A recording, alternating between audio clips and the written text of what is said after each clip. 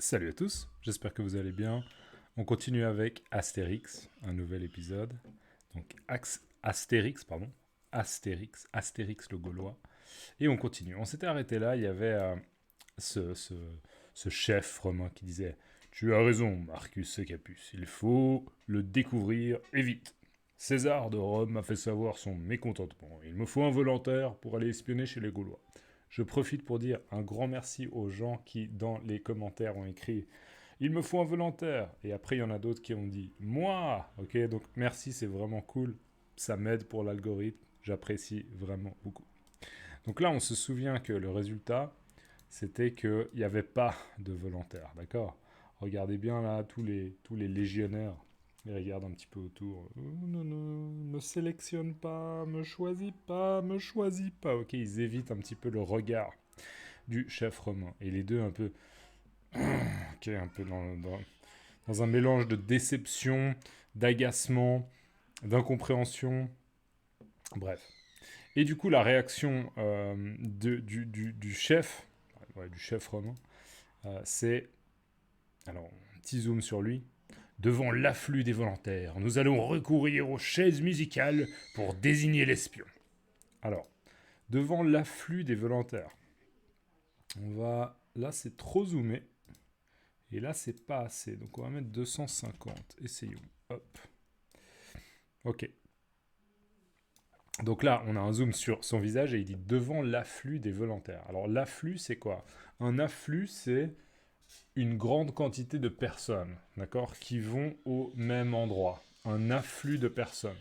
Par exemple, si vous allez à un festival, ok, vous allez à un festival de musique et il y a un concert, le concert principal qui commence, d'accord, le concert d'un artiste très connu, et ben vous allez voir un afflux de personnes qui va devant la scène pour le début du concert. Donc devant l'afflux des volontaires, bien sûr là on comprend que c'est complètement ironique, d'accord, on voit bien qu'il n'y a absolument aucun volontaire, donc c'est ironique, ok. Devant l'afflux des volontaires, il n'y a pas de volontaires, hein. Nous allons recourir, nous allons recourir au, donc recourir à, c'est utiliser, d'accord, utiliser un moyen, utiliser quelque chose. Donc nous allons recourir aux chaises musicales.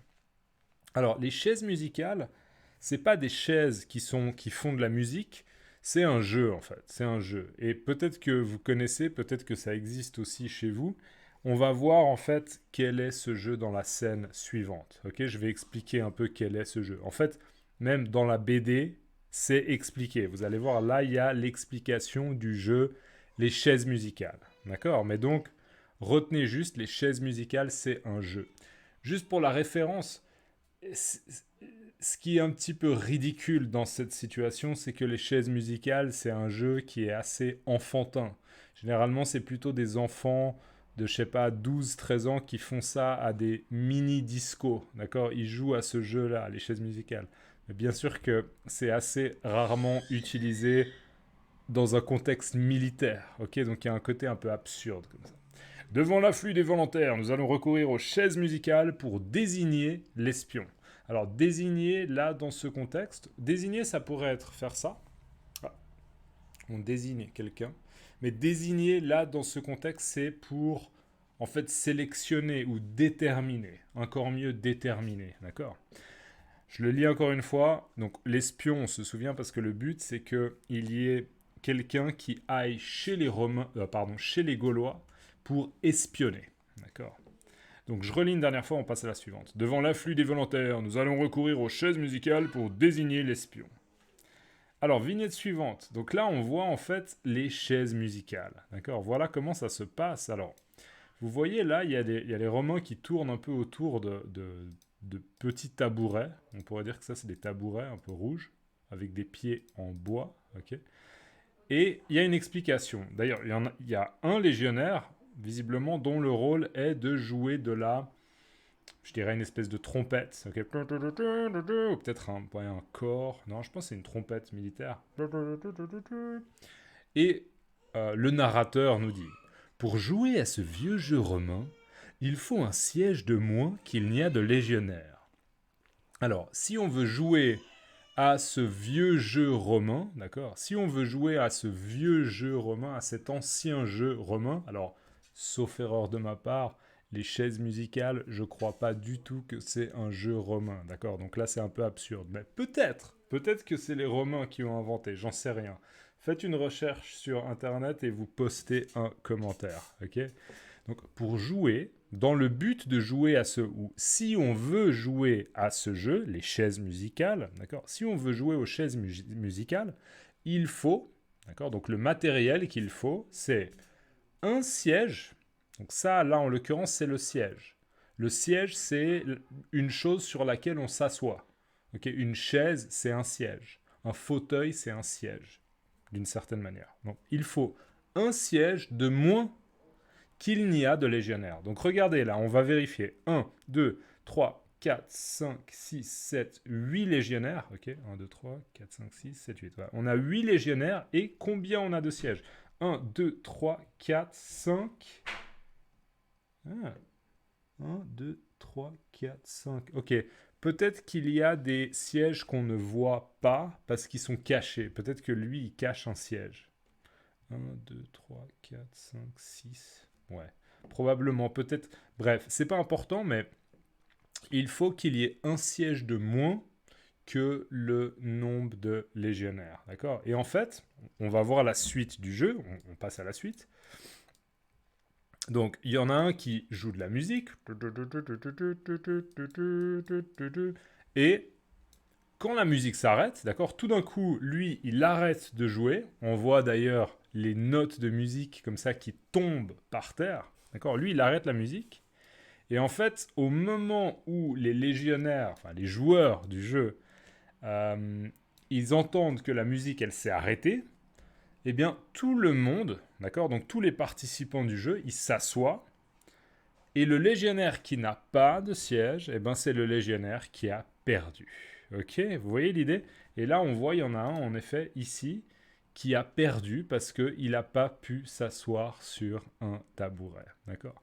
Et regardez la réaction des autres, ils disent c'est Caligula Minus qui s'y colle, ouais. Et on voit qu'ils sont vraiment ravis, ils sont très satisfaits, ils sont très contents. Ah, c'est toi qui vas aller espionner les Gaulois, ouais, bien fait.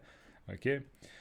Juste, donc tout le monde s'assoit, le légionnaire qui n'a pas de siège et le légionnaire qui a perdu, je pense que ça va, et c'est Caligula qui s'y colle. Alors, je m'y colle, c'est une expression pour dire, ok, c'est... Si moi je dis je m'y colle, je dis je vais m'occuper de ça.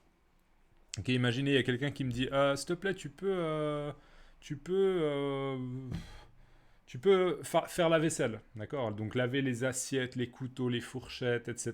D'accord? Tu peux faire la vaisselle? Je me dis, ouais, ok, allez, je m'y colle, je m'en occupe, d'accord? Donc là, ils disent, ah ouais, c'est lui qui va s'y coller, c'est lui qui va s'en occuper. Mais dans l'idée de je m'y colle, c'est légèrement négatif. Généralement, on dit je m'y colle parce que c'est pas forcément quelque chose d'agréable. D'accord? Donc, ah, c'est toi qui t'y colle. Et on voit sa réaction là. Alors, on ne sait pas exactement ce qu'il dit, mais probablement que ça doit légèrement ressembler à quelque chose comme putain de merde. Ok? Il est en train de jurer, il est en train de dire des vilains mots, il est en train de jurer. Ouais, il est en train de jurer. D'accord? Donc voilà. On continue, on arrive juste à la page suivante. Et en fait, là, on voit la réaction de ce Romain. Juste un commentaire. Je sais là qu'en bas de l'écran, là, c'est blanc. D'accord? J'ai essayé d'ajuster le réglage, mais j'arrive pas. J'ai eu un commentaire d'une personne qui dit que ce serait bien si on voyait toute la BD, mais malheureusement, le programme que j'utilise, je crois, me laisse pas cette possibilité. Donc voilà. Bon, on voit la réaction là de ce Gaulois et il dit je n'irai pas chez les Gaulois, d'accord? Il a les bras comme ça croisés, d'accord? Un peu les bras croisés comme ça, d'accord? Donc au niveau de sa gestuelle comme ça, il est un peu non, ok, je refuse, je suis pas content. Et il dit je n'irai pas chez les Gaulois, d'accord? Je vais pas aller chez les Gaulois. Donc en fait, en gros, il refuse la mission qui lui est donnée. D'accord. Il a été, on peut réviser, on peut dire, il a été désigné mais il refuse la mission. Ok? Voilà, je vois qu'on arrive à 10 minutes, donc on va doucement s'arrêter. S'il vous plaît, dans les commentaires, mettez-moi. Vous allez dire... recourir à légionnaire. Est-ce qu'il y a l'afflux des volontaires? Est-ce qu'il y a une expression qui est un peu désigner l'espion? Moi, mettez-moi simplement désigner l'espion. Ok, dans les commentaires, s'il vous plaît, mettez-moi désigner l'espion. D'accord? Merci beaucoup. Encore une fois, n'hésitez pas à liker la vidéo. Et puis via Patreon, PayPal, les Super Thanks, et même maintenant vous pouvez me soutenir sur YouTube directement. N'hésitez pas si vous pouvez vous le permettre. On se voit dans la prochaine vidéo. Ciao.